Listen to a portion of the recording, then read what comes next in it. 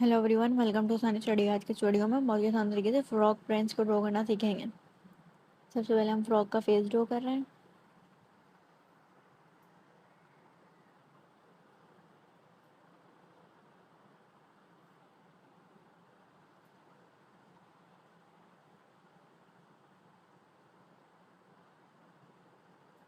Eyebrow बनाएंगे इसकी।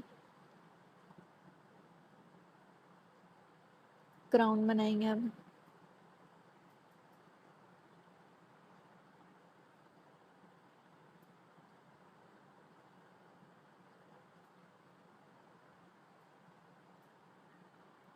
ये हो गया। अब इसके नीचे का हिस्सा बनाएंगे।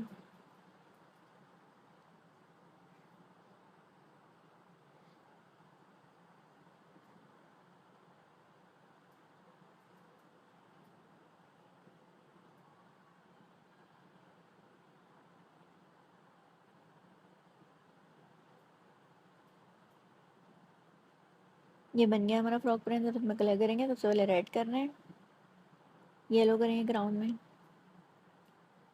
फ्रॉक में पूरे हम करेंगे ग्रीन।